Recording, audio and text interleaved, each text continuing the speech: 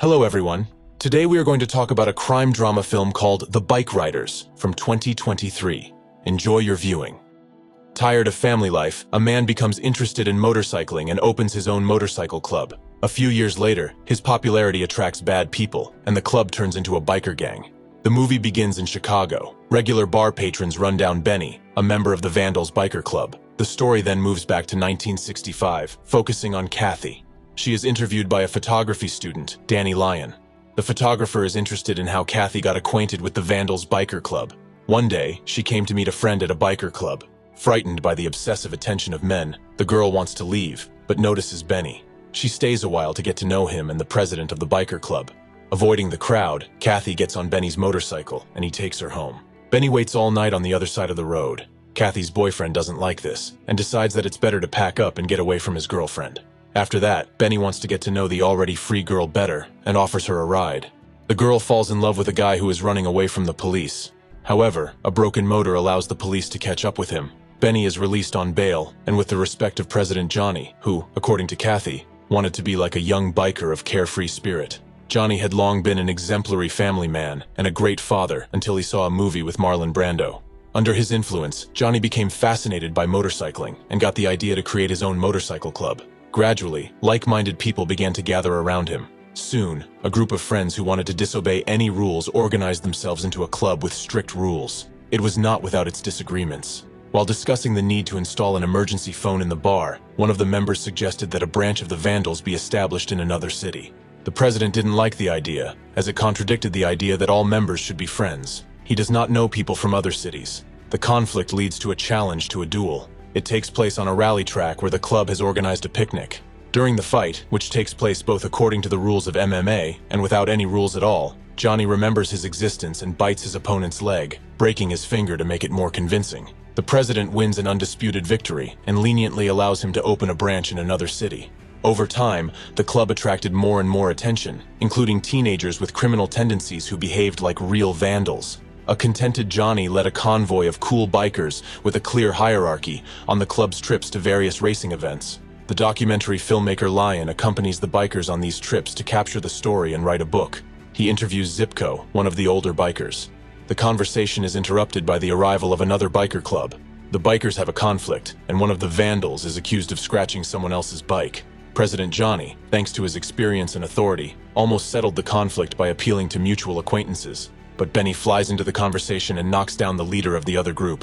After that, a massive fight breaks out. Lyon only has time to shoot colorful shots. The fight ends according to the old rule of first blood for everyone except Benny himself. He rushes at his opponent, and the president is forced to pull his aggressive friend away. The fight ends with joint gatherings with alcohol and talks about motorcycles. Only Johnny asks Benny what he was thinking when he started the fight, to which he replies, "I just wanted to. Why think?" In 1973, when Lyon interviews Benny, he visits him even when he is not at home, parking his motorcycle on the sidewalk, which causes anger among the neighbors. Kathy also says that it is dangerous for bikers in jackets to walk alone because they have many enemies. As an example, she talks about Benny's trip to a bar when he was beaten and broke his leg with a shovel. Lying in the hospital, he was no longer worried about losing his leg, but about not being able to ride his motorcycle anymore. When the incident is reported to Johnny, he gathers all the club members and goes to the bar to deal with the problem. The president politely and calmly asks the bartender who is responsible for the beating. The names are written on a napkin. He also politely and calmly asks his comrades to make sure that the perpetrators are never seen again and orders them to burn the place down. The bikers admire the burning flames, preventing firefighters and police from doing their job. Kathy and Benny rent a motel room for the boy to recover from his injury. Johnny visits them there. The leader offers him to go on a trip in 3 weeks, which the girl does not like. The disagreement almost ends in a divorce, but Kathy decides to play it smart. She goes to Johnny to convince him to kick Benny out of the club, arguing that she, as his wife, has more rights to him. The biker disagrees, and they do not reach an agreement. Benny, still in a cast and on crutches, nevertheless arrives at the event with his wife. They see Sonny, a biker from California who has moved to Chicago, arrive to see the president. Due to his wild and unrestrained personality, he quickly joins the team. A group of juvenile criminals, led by a difficult teenager nicknamed the Kid, arrives there. They express their desire to join the Vandals. In the evening, while his comrades are telling stories around the campfire, Johnny takes the lame Benny away for a private conversation.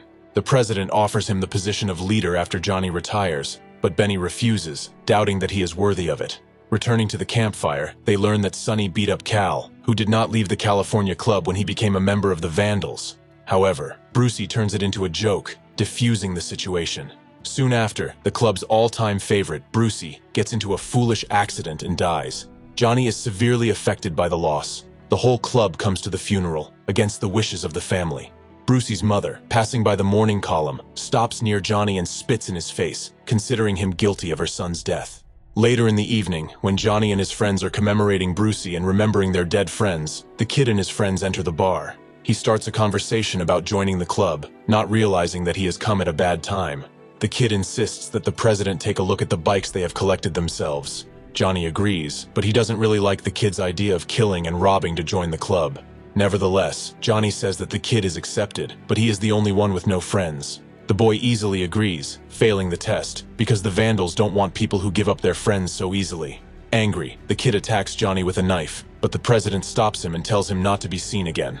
After that, the situation in the club changed. There was a division into bikers from the first club and newcomers, Vietnam veterans and fans of illegal drugs. In addition, the motorcycle ranks were infiltrated by fans of the forbidden. Johnny personally spotted one of them during a party at a country house. In addition to the search for illegal substances, there were problems with the morale of the club members. Bikers openly carry firearms. Several newcomers brutally beat an old club member nicknamed Cockroach after learning that he wanted to leave the club and become a motorcycle policeman. When Kathy admired a dress of one of the girls at the party, Sonny soon brings it to her. When the girl tries it on, her husband and his friends go outside to break up a fight.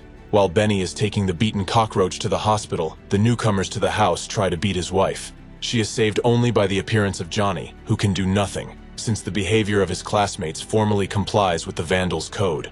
Shocked, Kathy is unhappy that her husband was not there. After leaving the hospital, Cockroach confesses to Johnny that he has to focus on his family life. He bluntly says that the new members of the club are the real bad guys. After this conversation, the president asks Benny to help re-educate someone. When Benny goes home to get his revolver, he finds himself in an unpleasant conversation with his wife. Kathy accuses him of leaving her alone with the bad guys, and now she is afraid to be alone in the dark, and suggests that her husband quit his club. But Benny can't do it. Under the cover of night, Benny and Johnny break into the house with guns in hand, where a beaten Cockroach is waiting for them. The president shoots him in the leg and then orders him to leave and not to return. In this way, he fulfills Cockroach's request to get out of the game and get on with his family life. Discussing the case, Johnny expresses his dissatisfaction with what the club has become. Johnny recognizes that things have gotten out of hand. The new guys are not very manageable, and he is too old to do it. He again offers Benny the position of club chairman, but he refuses and leaves. Soon after, the kid comes to the bar. He has become a member of the Vandals branch and challenges Johnny to a duel, choosing a stabbing as a duel. Before going to the duel, Johnny pays a visit to Kathy, learning from her that Benny has not returned from his unauthorized vacation. Arriving at night at the designated place for the duel, Johnny and his friends wait for the young men to show up. When they arrive on their bikes, the president goes to the center with a knife in his hand, ready to defend the club's honor. Vandals come under the kids' control and turn into what they have always been, an ordinary gang. Now the bikers do not hesitate to engage in robberies, murders, and other crimes. The fate of the founders of Vandals was different. Some joined the new government, some died under mysterious circumstances, some left for other cities and clubs. Cockroach became an exemplary family man and motorcycle policeman. After learning that Johnny was killed, Benny returns from vacation to his wife. After mourning his old friend, they move to Florida. Kathy's story ends there. Lion asks if Benny still rides his bike, to which the woman answers in the negative. The husband has found a quiet job. They are happy, but sitting on the porch drinking beer, Benny hears the sound of motorcycles in the distance and smiles dreamily. If you have watched the video so far, you should know that I am happy to have viewers like you. Thank you for watching to the end. Subscribe to the channel and follow the news. Klontsak Recapped was with you. See you soon.